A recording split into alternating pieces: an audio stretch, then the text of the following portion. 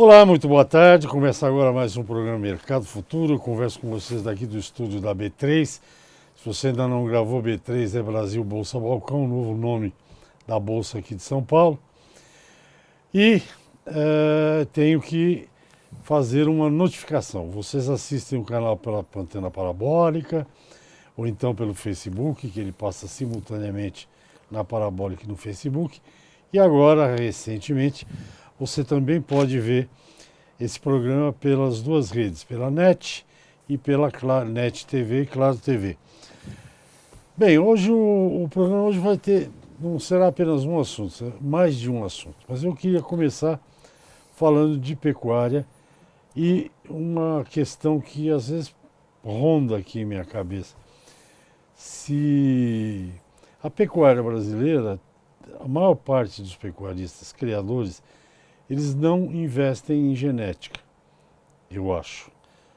Quem está investindo pesado em genética são os criadores mais ligados, mais conectados. Então, minha pergunta para o meu entrevistado é sobre genética, mas ele trata-se do Bento Mineiro, empresário, diretor da Fazenda Santana, eu sempre lembro do outro nome, aquela vista. Fazenda Santana.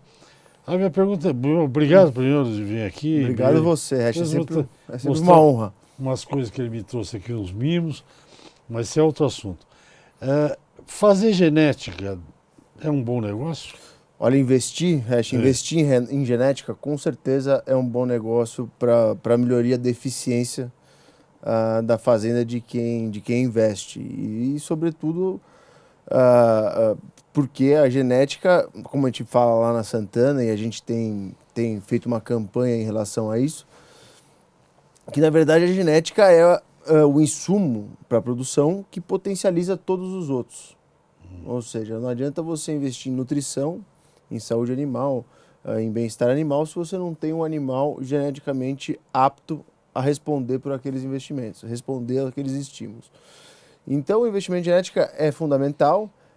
É preciso bem escolher os animais melhorados que o pecuarista vai usar no gado dele, para que as características escolhidas possam ser complementares à do gado, visando a melhoria, visando o equilíbrio e o que o mercado busca. E sem dúvida nenhuma é um bom negócio e cada vez mais necessário e intrínseco ao pecuarista o investimento em genética na sua matriz de custos. Ela está presente e sempre com um olhar preocupado nesse tipo de investimento, nesse tipo de melhoria que traz sempre resultado. Eu te perguntei isso pelo seguinte, porque o desfrute da pecuária bovina brasileira é muito ruim, né? Exatamente. Os números globais são muito ruins. Você está dizendo que via genética você pode melhorar isso? Sem dúvida, não, eu acho que todos os outros, acho que manejo, nutrição, tudo isso junto consegue melhorar o desfrute da pecuária brasileira, ou seja, produzir mais com menos, produzir mais quilos de carne por hectare ano. Okay. E esse que é o objetivo. Então, mas o que a gente diz, como eu acho que é primordial, a questão de ser um insumo multiplicador ou um insumo que potencializa os outros, é porque não adianta você ter uma ótima pastagem, um ótimo manejo, se você não tiver um animal inferior que não consiga absorver essa tecnologia nova. Então, basicamente é isso. Então, quer dizer, é tudo aliado, ou seja, todo esse conhecimento que hoje é gerado de ponta aqui no Brasil, hoje esse conhecimento da pecuária tropical é uma coisa única no país e o Brasil está na ponta disso tudo. Tudo isso junto com a genética consegue potencializar e a gente atender o anseio, acho que do mundo, que é que a gente produza mais com menos, que a gente consiga ter maior eficiência, tanto na preservação do meio ambiente, como de fato no resultado e também na demanda do mercado frigorífico, que exige uma carcaça, o melhor rendimento de carcaça, a melhor cobertura e tudo isso. Então, acredito que é uma união de fatores, de tecnologias que são sempre impulsionadas pela genética.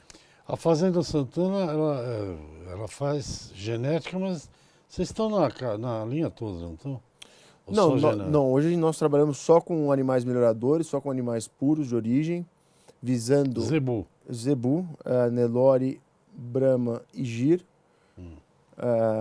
E a seleção é focada em conseguir todas as qualidades fenotípicas comerciais, vamos dizer assim, do gado, sem perder toda a força racial e as características raciais que fizeram, por exemplo, o Nelore dominar boa parte do país, ou a grande parte do país, foram graças a essas características, fertilidade e adaptabilidade, rusticidade, tudo isso foi. Então, nós estamos buscando um animal mais perto do chão, pesado, grosso de costelas, mas também sem perder a beleza racial, sem perder o comprimento e sem perder todos esses valores, essas características que fizeram, por exemplo, o Nelore ser o que é hoje. Porque o Nelore mesmo mudou muito, né? Em termos genéticos de tamanho, enfim, houve uma geral. O que você acha do... Outro dia eu estava conversando aqui com um jovem empresário como você conhece com certeza, até porque eles estão fazendo o que vocês faziam, que é o Bruno Grubezich. Claro, claro. E o Bruno está gastando uma grana, está investindo dinheiro, gastando não, investindo, num negócio que eu queria perguntar a tua opinião, que é nessa história do cruzamento industrial entre Nelore e Angus. Ele quer conhecer um Angus que seja rentável para o Brasil, porque ele me disse que importa o sêmen de Angus do americano, canadense, que nem sempre vai trazer essa acurácia, isso que você está falando, necessária para o Brasil, quer dizer. Claro. Ele marmoreia a carne, mas... Então, eu acho o trabalho do Bruno muito bacana, legal isso, muito legal. E assim, quer dizer, visando qual que é o Angus que se quer para o cruzamento com o Nelore. Aqui é isso. Entendeu? Então, quer dizer, porque não adianta, e acho que faz total sentido esse trabalho, porque não adianta importar o sêmen de um touro que foi produzido para ser acasalado com outra fêmea Angus, ou seja, porque são características iguais, etc. Então, são as características que são necessárias para imprimir no Nelore, ou melhorar do Nelore e o Nelore melhorado do Angus, que é para fazer o casamento. Então, faz todo sentido fazer uma seleção focada para cruzamento com o zebu. Para não fazer um negócio à cega, né? Porque Claro. Acho que fazer uma coisa especializada, eu acho que assim, adequada para o cruzamento, uma coisa focada no cruzamento, que é diferente você fazer um touro que é para o cruzamento com uma raça zebuína e um touro que é para cruzar com outra fêmea Angus, né? Ou da mesma raça. Então, quer dizer, são características que você busca, são outras características que você busca no animal. Então, faz todo sentido. Então, estamos de acordo, então. Vamos lá, eu converso com o Bento Mineiro, diretor da Fazenda Santana. Nós vamos para um pequeno intervalo e voltamos já, até já.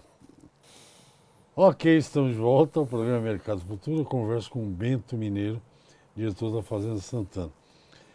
No primeiro bloco a gente falou de pecuária. Vou falar um pouco do leilão. Vocês fizeram um leilão, vão fazer outro. Como é que está esse? Bom, esse ano nós estamos no 29º leilão. É leilão para vender touro. É para vender touro focado, onde já passaram, na pista que já passou o grande projeto de Brangos da Santana, o grande projeto de Brahma, que ainda persiste em nosso projeto, que nós somos muito empenhados também. E são 29 anos de leilão, buscando essas características que a gente comentou um pouco no primeiro bloco, que é 29 anos e começou o leilão, você não é nascido. É, um ano, né? Eu nasci no primeiro. Mas é fruto do primeiro leilão. Mas é o trabalho lá do Nelore e do Brahma, é o trabalho que meu pai, que o Jovelino, desempenha já há 45 anos, que é uma mistura entre a percepção, o que o mercado quer, mas também o que o criador, no caso meu pai, enxerga para a pecuária brasileira, o que deve contribuir como raça e como animal. E eu acho que esse é o grande desafio do melhoramento genético. E é isso que é buscado e ofertado a todo ano no Leilão Santana. É o que a gente... são os touros que nós apartamos, que são a cabeceira dos touros. Então só entra no Leilão Santana touros que passaram por várias etapas de seleção, que não são só genéticas, são também de desempenho a campo. Esses touros, por irem com garantia, 100% de garantia de funcionamento a campo, eles passam por diversos testes envolvendo a libido, a rusticidade dos cascos, os aprumos. Então esse touro ele vai pronto para trabalhar a campo.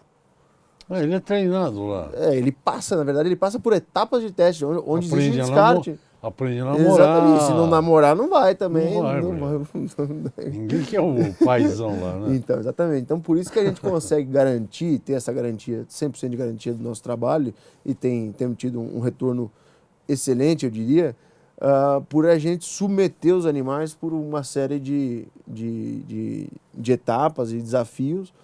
O primeiro, evidente, é o ganho de peso e todo o desempenho alimentar e as características fenotípicas comerciais e funcionais, até toda a rusticidade dos aprumos, da precocidade sexual, passando por tudo isso. Então, os touros que são ofertados no leilão anual da Santana, que está na 29ª edição, esse ano são touros provados e mais do que selecionados para estar lá. Então, o que vai estar lá, tanto que tem ano que pode variar um pouco para lá, porque só vai o que é provado. Na minha pequeníssima experiência em leilão, normalmente, por exemplo, em 2018, se negociam os nascidos em 2016.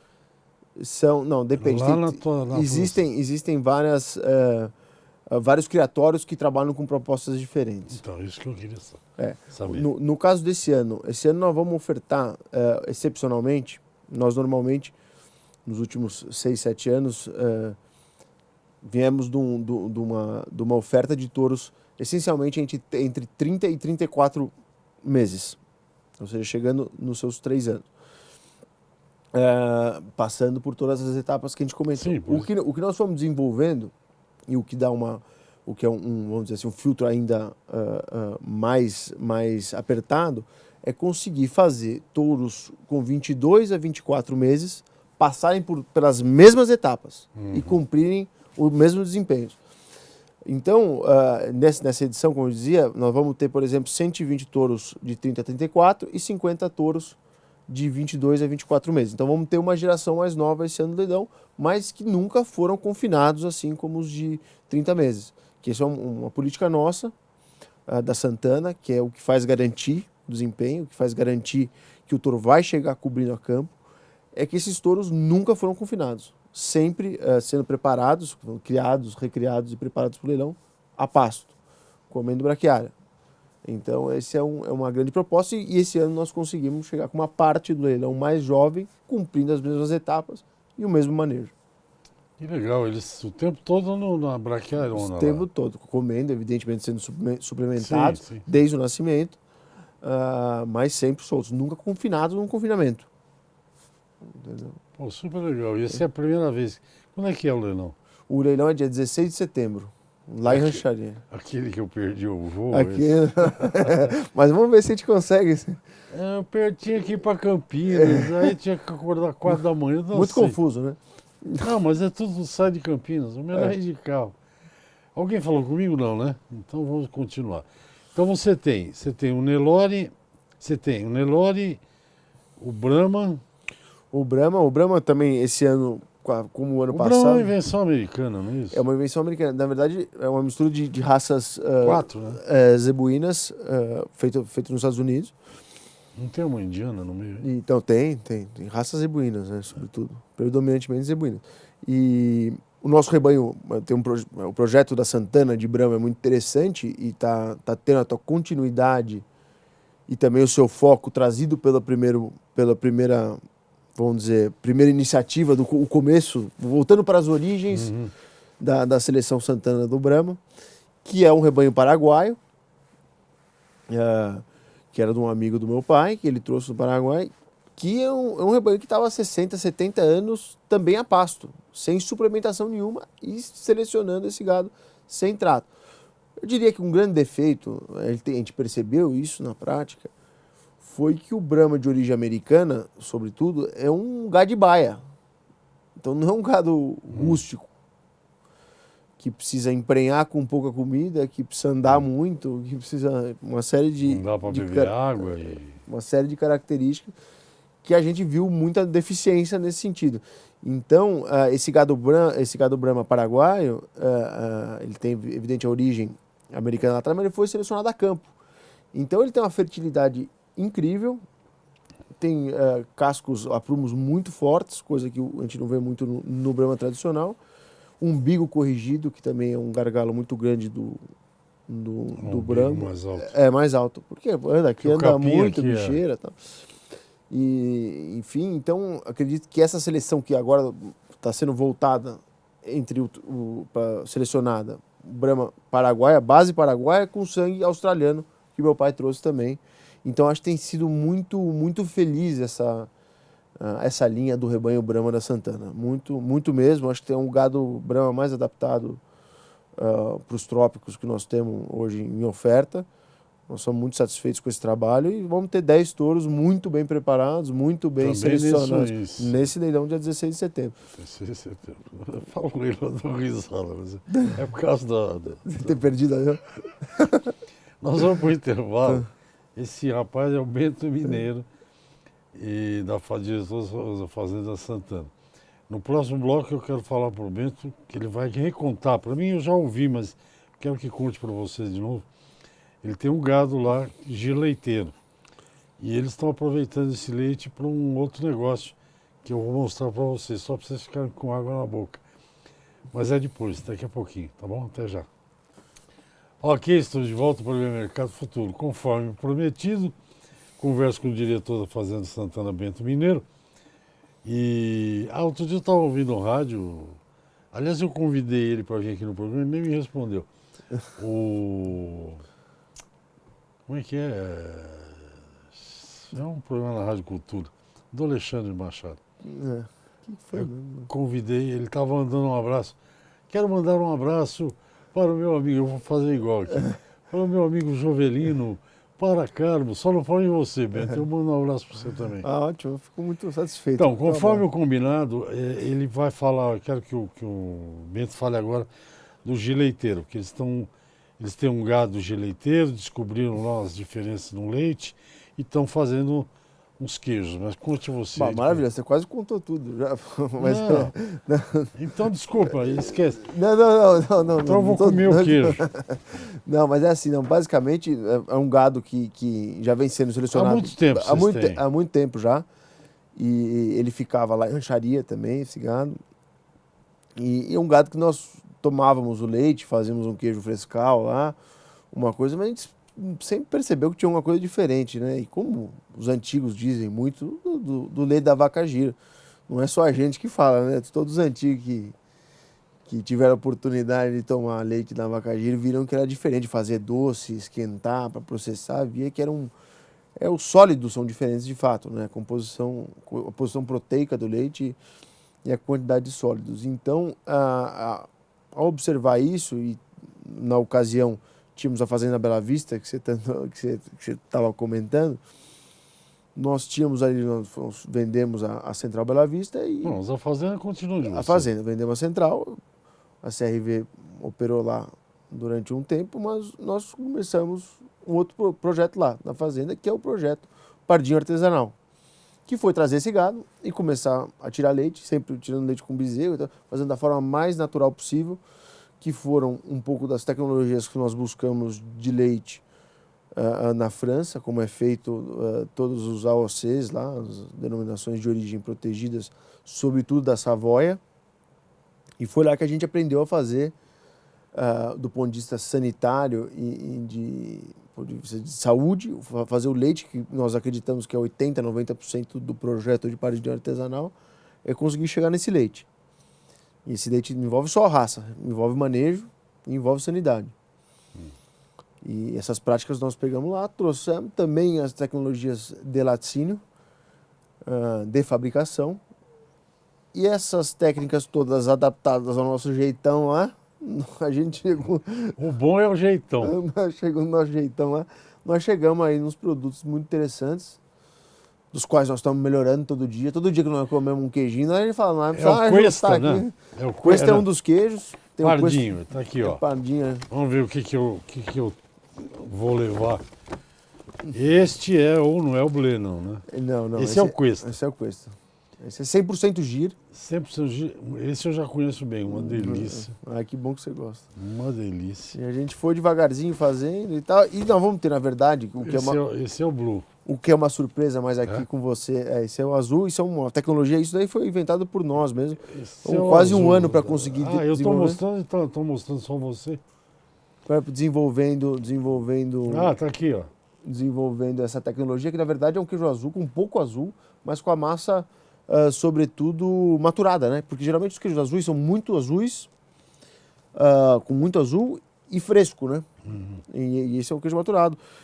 Poderia ser equiparado ao Stilton, mas só que com menos azul, assim, vamos dizer assim. O que eles chamam de queijo azul aqui Esses fungos aí. é o que eu chamo de gorgonzola, o queijo brie. Chama Penicillium roquefort, né? Penicillium roquefort. Que é usado no roquefort.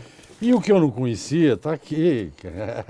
Esse é um... Esse é o mandala. Hoje eu acho que, do ponto de vista tecnológico, o que a gente mais ganhou... Esse é o mandala, esse aqui é bom para derreter, né? Esse para derreter, mas vai comer assim também, você vai ver, ele chegou no nível de qualidade, de excelência em pasta cozida, que é a categoria dele, assim como o Comté, Beaufort, algum desses queijos.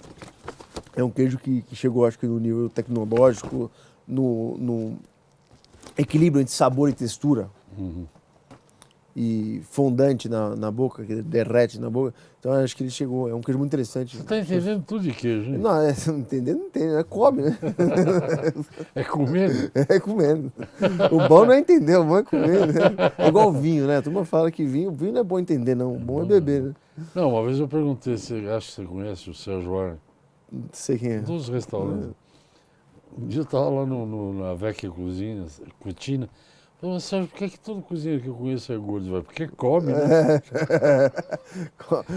Não é que todo cozinheiro é gordo, é que come o dia inteiro, né, cara? Exatamente. Então lá em Pardinho, agora você fica andando nas cuevas. Na cuesta? Na cuesta.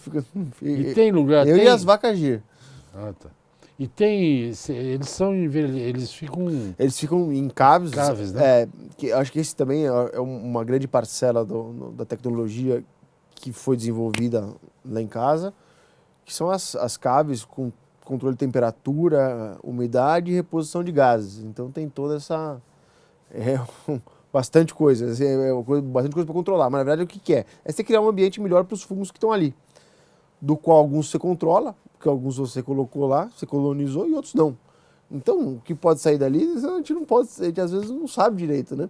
Mas é tentar controlar o máximo possível da mão humana, controlar um pouco o processo e a interação desses seres todos que vivem em torno do queijo e do lugar. Você sabe que o que eu acho interessante, eu já provei, o que você chama de azul, pelo fato de ele ser maturado, ele é maturado, mas ele é muito suave. E às vezes os queijos frescos, o gorgonzola, o roquefort, eles são fortes, né? Fortes, muito fortes. Eles são para um propósito específico, eu acho. Não acho que eles são piores ou melhores, mas acho que são para uma ocasião diferente. A gente fez uma coisa bem que a gente queria muito fazer há muito tempo. Por exemplo, esse teste do Cuesta Azul que a gente faz, tivemos 2 ou 3 anos de tentativa e erro para conseguir chegar nisso. Porque além de tudo, para poder fazer o azul, o roquefort, o gorgonzola, é preciso furar o queijo para entrar em contato com o oxigênio e desenvolver. Então o que a gente conseguiu fazer é criar espaços dentro do próprio queijo para conseguir manter o oxigênio lá dentro e criar pouco espaço de oxigênio para que cresça pouco azul e que fique no... Tá vendo? O garoto tá impossível. Nosso tempo já acabou, vou ter que acabar o programa. Mas foi sempre uma honra estar aqui com você. Quando você quiser. Obrigado. Em setembro eu vou lá pra rancharia. Vamos. Pega uns 3 dias antes. É isso. Não, indo depois do almoço tá bom. A gente pode sair depois do café da manhã. A gente sai quinta-feira. Quinta-feira pegou. Bento, obrigado. Sucesso aí pro leilão. Muito obrigado. Vocês viram a qualidade, o trabalho que eles fazem lá na Fazenda Santana. O pessoal que pensa a pecuária e quer ganhar dinheiro, né? Bom, eu falo do leilão ainda quando estiver mais próximo. Muito obrigado, até a próxima. Muito obrigado até você. o próximo programa. Obrigado, tchau.